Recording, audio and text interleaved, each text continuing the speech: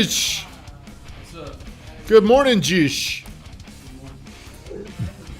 Pardon me. Van, I feel like you probably have gotten this fixed. How was it for you this morning? Smooth as butter. 60 seconds of gratitude is how we begin every single show. If I can find me, man, I'm lost. Where am I? My computer's down. There we go. Let's see ya. Good morning, everybody. We got a lot of people in here today. Would you be able to watch, or you got the Cardone thing today, right? Or what are y'all going to talk about? Understanding the buyer. Are you serious? That's what he's talking about? How do you know? That's what we talked about last week. Did you? Oh, so he's better at me than teaching. If you don't like, comment, and share the stream, let me tell you what I'm thankful for. I'm going around and I'm making this bold prediction. You ought to be saying it too. We're going to see the fives again, and it's going to be great. We're going to make rates great again. A lot of people are saying whatever, but you ought to watch the latest Barry Habib, where he's predicting rates back in the fours. That changes everything in our game. I mean, what does that mean? Make interest rates great again. What is Berga? Oh, Murr. Merg, M-I-R-G-A. That's what we ought to tell everybody. Make interest rates great again. They're coming, man. It's going to happen. A lot of people are tricked into believing because the Fed is raising rates, they think mortgage rates are going to keep going up. But I got a feeling in November, the middle of November, I got this feeling they're going to start trickling down. It's going to surprise everybody, and it's going to be a beautiful thing. It's going to be great. Make rates great again. We're going to party around here because whether you can acknowledge this or not, as rates go up, it gets harder to sell stuff. Do you agree with that? Yeah. It gets hard. Now, we still are selling things, but when things are cheaper, things are easier to sell. You understand what I'm saying? Do you, Freeze? Yes. All right, today what we're talking about. How did I label today's show, Van Grafton? Do you know how to become Who here can answer this question? First hand that goes up answers it. How do you become a great leader? become a great Oh, I didn't see a hand. You become a great follower. You become a great follower. But how do you think most people feel about the stigma, the ugly word of when you hear the word follower? Google, what does being a follower mean? When you hear the word follower, what is the first thing you think of? Mimicking whoever you're following. That's not bad. What would you say, Austin? Just wanting to be like somebody else. Wanting to be like somebody else. What do you think, Gracie? When you hear the word follower, what do you think it means? Do you think it's somebody that's strong or weak? Weak. Ooh. The definition. Drum roll, please. If you're on the stream, tell me what you think of when you hear, or if you were labeled a follower. What does it say, Josh? An adherent or devotee of a particular person, cause, or activity. Okay. Who thinks, I don't know if you know how to read or not, but I think I know what he said. Yeah. Does that sound like a good or a bad thing? To the average person, a bad thing. Okay. When you think of a follower, what do you think of? Trailing, mimicking, I like what Jake said. Jake. Subservient to the leader. Jew, subservient. Van Googled something. What do you think a bitch? Okay. What do you think? I like Austin. You're just trying to be like somebody else. You're trying to be like somebody else. Okay. So tell me, if you could pick one person in this world you'd like to be like, who would it be, Josh? You. If you could pick somebody other than me, who would you like to be like? Donald Trump. Donald Trump. Now, what would you do if you could be at his side for 5 years? Where would I be if I could be his? What would you be willing to do? Oh. Huh? He wanted to kill somebody. No, I want you to think about, would your life change if you had the opportunity to be a right-hand follower of Donald Trump? What would your future look like in 5 years? It would be... I feel like it would be probably 5% of where he's at. Damn, you get close to him. Who's somebody, like, if you could follow this person, who would it be? I'd either say Bradley or Grant Okay. So those are my guys. So I follow them. I mean, me and Brad Lee are buddies, though. That's a little bit. Now, I have met Cardone and had 4 or 5 hour conversation with the guy before.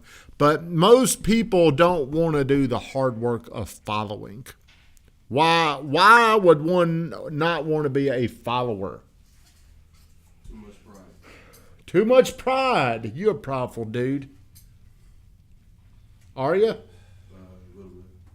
Are you a little bit, or where would you label your pride level? Just 50% pride.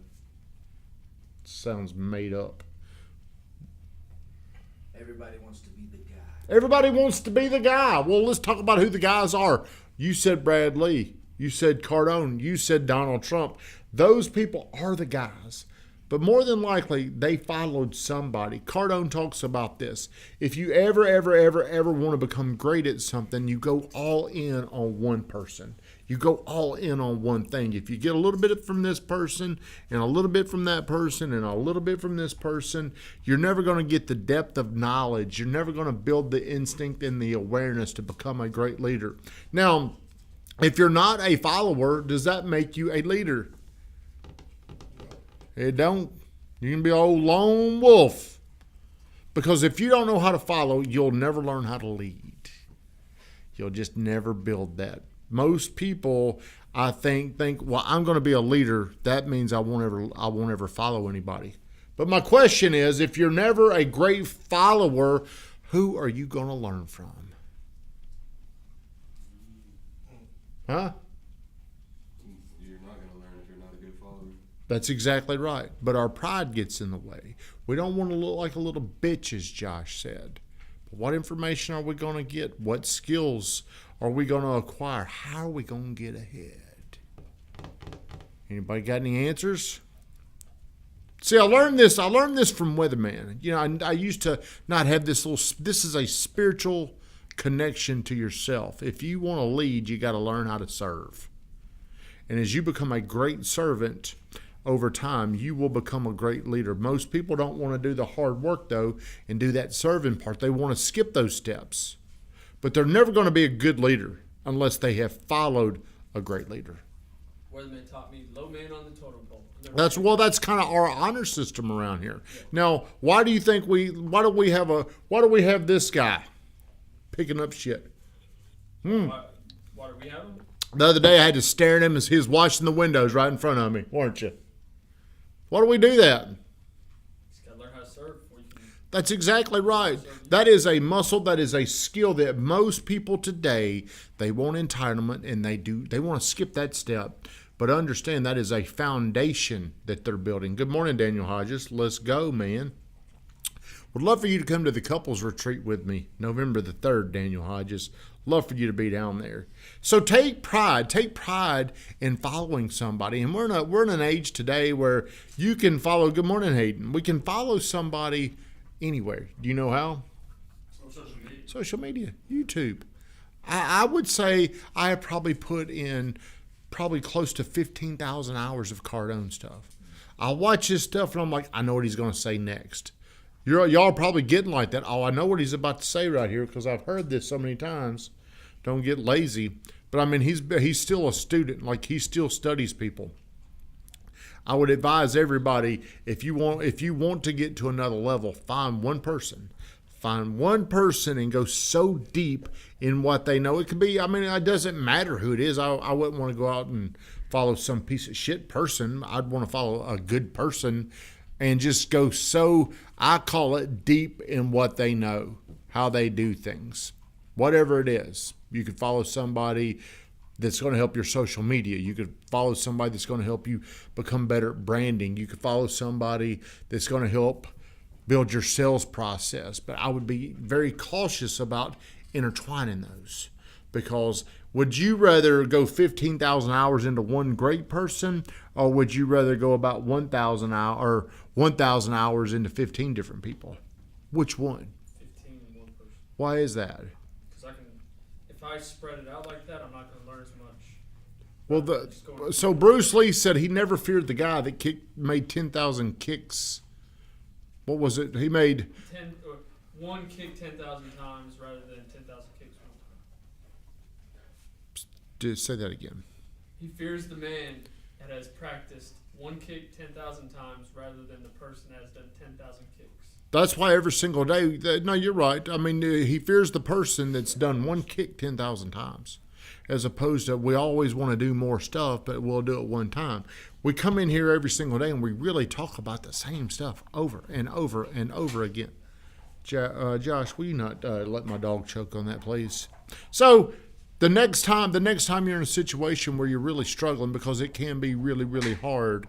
Back in college, this guy that I worked for, Kenny Jones, he was my mentor, and I observed him for 6 years. Okay, now there's a lot of things that a lot of times you're not prepared for the lesson that you're learning. Okay, and then you get pissed off, you get frustrated. But some of my best lessons were I was pissed off, I was hungover, coming in on those work days. Today they mean something. Van Grafton, shut us down.